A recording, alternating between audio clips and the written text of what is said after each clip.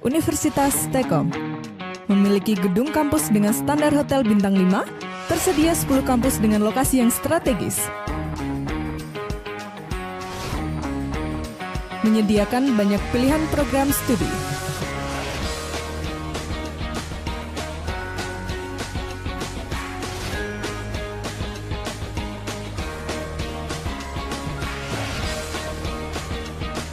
Setiap kelas dilengkapi dengan sarana dan prasarana penunjang pembelajaran yang terbarukan, sehingga proses pembelajaran di Universitas Telkom terjamin kualitasnya.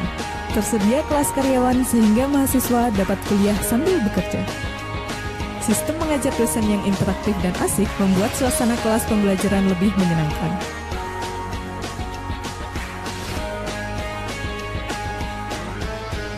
Universitas Telkom, kuliahnya menyenangkan. Universitas Telkom memiliki gedung kampus dengan standar hotel bintang 5, tersedia 10 kampus dengan lokasi yang strategis. Oke, selamat malam semuanya. Selamat datang di Fotografi 2. Saya ingin melanjutkan materi yang sebelumnya, yaitu memahami tentang aperture. Sekarang saya akan membahas bukan cuma aperture, tapi kita juga membahas tentang shutter speed dan ISO. Jadi kemarin video sebelumnya saya membahas tentang aperture saja. Saya menjelaskannya tentang aperture saja, padahal kemarin kita belajar juga tentang ISO, bagaimana mengatur ISO dan shutter speed. Nah, kali ini sama, lanjutannya tentang memahami aperture. Kita menggunakan tumbler ini sebagai objek yang akan kita foto nanti. Kita akan coba mengubah shutter speed dan juga ISO. Dari ISO paling kecil, kita lihat berapa cahaya yang banyak cahaya yang bisa kita ambil.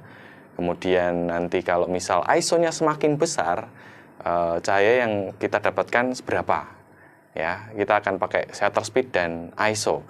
Tapi yang pertama saya akan menggunakan ISO sebagai alat untuk menentukan cahaya. Nah, ISO di setiap kamera itu berbeda-beda, ya. Jadi ada ISO yang sampai mungkin 25.000 ke atas. Ya, itu biasanya di kamera-kamera semi pro dan kamera pro profesional. Tapi kalau misal kamera semi pro ke bawah itu maksimal mungkin 25.000 ya ISO-nya. Dan itu cukup menyulitkan kita ketika kita memotret objek di kondisi yang minim cahaya. Ya. Jadi peran ISO di kamera ini juga sangatlah penting di segitiga emas. Karena ketika shutter speed kita sudah mentok, kemudian aperture kita juga sudah mentok, kita butuh nih ISO untuk support kedua hal ini. Ya. Jadi ISO itu juga sangat berperan dalam mengambil gambar ya, untuk mendapatkan sebuah cahaya. Nah, kalau kita punya ISO tinggi, kemarin saya sudah sempat bilang ya, kalau kita pakai ISO tinggi atau rendah itu akibatnya apa? Ya. Nah, kalau kita pakai ISO terlalu tinggi, misal 10.000 ke atas, itu di kamera tertentu ya, nggak semuanya sih, itu akan banyak muncul noise. Noise itu bentuknya kayak bintik-bintik itu. Kalau misal dari kejauhan memang nggak kelihatan, kalau kita zoom, itu akan sangat jelas sekali terlihat bintik. Ya, itu diakibatkan kenapa? Karena misal kita potret objek di tempat yang gelap, dan kita paksa ISO-nya tinggi sehingga kita mendapatkan banyak cahaya, ya, itu kita memaksakan sebenarnya cahaya itu minim gitu loh, tapi kita paksakan lensa kita untuk mencari cahaya yang terlalu banyak gitu loh. Nah, itu mengakibatkan noise itu muncul gitu loh, ya. Jadi kalau misal nih kalian pernah nggak sih motret di kondisi gelap terus muncul kayak bulat-bulat kayak biasanya tuh kayak orbs itu katanya kan. Nah, itu juga berpengaruh juga, ya, itu noise juga. Tapi yang paling sering kita temui ketika ISO-nya itu tinggi, itu adalah bintik-bintik, gitu, ya. Jadi gambar kita nggak clear. Nah, ada sih sebenarnya ada kamera yang ketika kita pakai ISO tinggi itu noise-nya tidak terlalu parah. Memang ada noise-nya, cuman tidak terlalu parah. Nah, kamera yang terkenal noise-nya halus, ya ini bukan saya mau promosi ya, itu merek Sony. Ya, merek Sony itu memang jago atau handal di kondisi minim cahaya. Ketika kita pakai ISO yang tinggi, itu noise-nya memang ada, cuman nggak terlalu parah gitu loh, masih oke gitu loh. Nah, di kamera lain seperti Nikon, Canon memang tidak sebagus Sony kalau kita pakai ISO tinggi, ya. Tapi kalau misal kamera full frame Nikon sama Canon itu mungkin noise-nya tidak terlalu parah seperti misal Canon semi pro ke bawah. Tapi kalau yang semi pro ke atas full frame ya, itu mungkin jauh lebih baik. Nah, bedanya full frame sama tidak full frame ini dulu ya, dua hal ini ya. Jadi itu full frame itu ada di sensornya. Besar sensornya full frame ya. Kalau full frame itu sensornya lebih gede. Kalau non full frame sensornya lebih kecil. Jadi bedanya ketika sensor tersebut menerima cahaya itu jauh lebih bagus itu hasilnya. Oke. Nah, sekarang saya akan motret dengan ISO yang cukup tinggi dulu ya. Kalian perhatikan noise yang akan terdapat di ISO tinggi. Saya langsung pakai 6400 ISO-nya. Kemudian shutter speed-nya 80 dan aperturnya 3.5. Kita coba ya.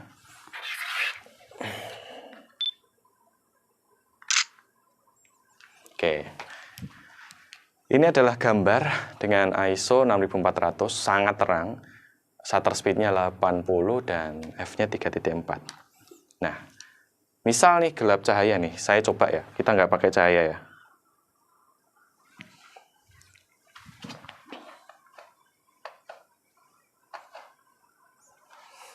Nah, gelap kan?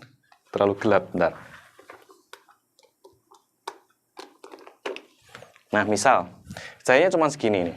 Saya cuma pakai satu lampu, dan kita pakai ISO 6400, shutter speed-nya 80 dan f-nya 3.4.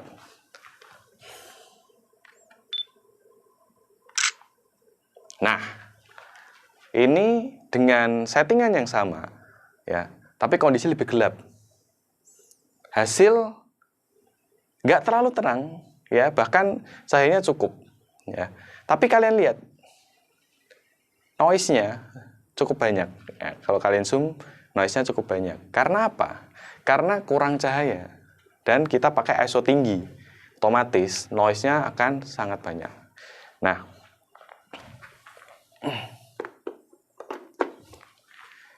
coba sekarang kita akan pakai shutter speed yang tinggi ya. Saya pakai shutter speed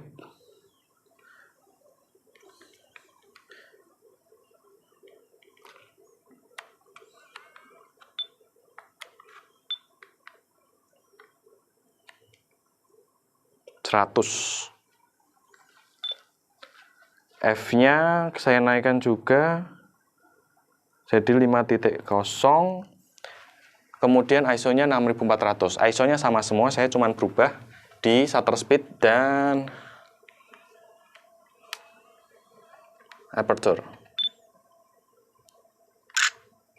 Nah, perhatikan cahaya yang sama, saya pakai dua lampu, ISO-nya sama 6400, shutter speed-nya saya naikkan jadi 100, aperture-nya saya naikkan jadi 5.0.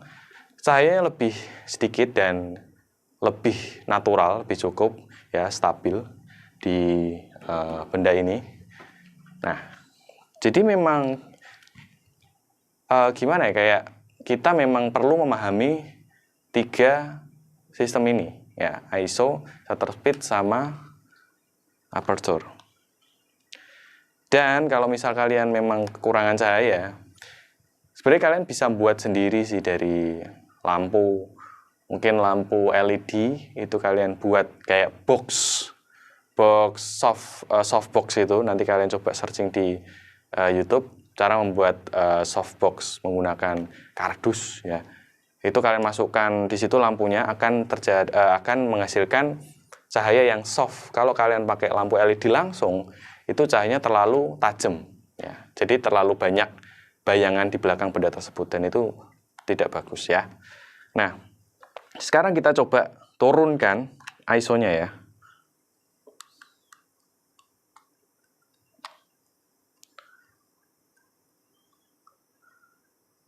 ISO-nya jadi 3200. Kita lihat ISO 3200, shutter speed 100, aperture 5.0. Nah, hasil foto ini cahayanya lebih natural, lebih tepat dan pas ya. Jadi kita memerlukan settingan yang tepat dari triangle ya. Triangle. Kok triangle sih? Segitiga emas, ya. Ya itulah, segitiga emas, oke. Nah, tadi kita pakai ISO-nya 3200 ya, dan kalian bisa lihat noise-nya cukup berkurang dan cahayanya lebih pas. Jadi kalau kita butuh belajar bagaimana menggunakan mode manual, kalian harus belajar terus-menerus untuk memotret sebuah objek di pencahayaan yang berbeda-beda. Jadi akan terbiasa nantinya ya. Oke, saya rasa cukup pemahaman tentang ISO. Semoga bermanfaat buat kalian semua dan thank you sudah menonton video ini. Semoga ke depan kalian jauh lebih baik, saya juga jauh lebih baik dalam mengajar karena setiap orang selalu belajar ya. Dan semoga kita sukses semua. Amin ya. Oke, thank you semuanya. Selamat malam.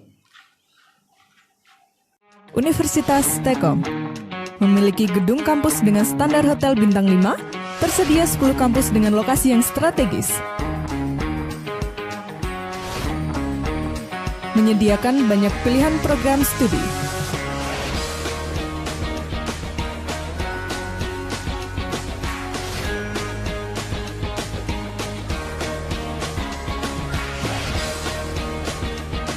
Setiap kelas dilengkapi dengan sarana dan prasarana penunjang pembelajaran yang terbarukan, sehingga proses pembelajaran di Universitas T-Kom terjamin kualitasnya. Tersedia kelas karyawan sehingga mahasiswa dapat kuliah sambil bekerja. Sistem mengajar dosen yang interaktif dan asik membuat suasana kelas pembelajaran lebih menyenangkan.